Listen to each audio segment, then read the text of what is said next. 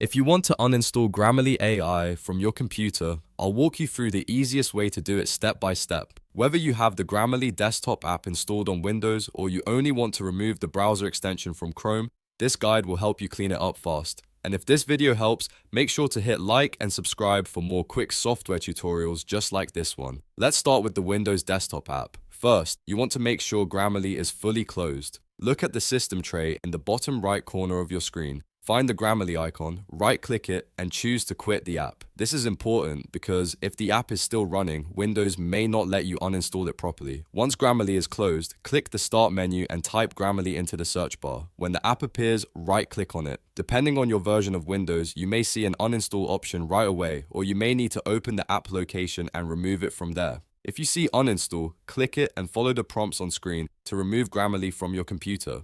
If your goal is to remove Grammarly from Chrome instead of the desktop app, that's even quicker.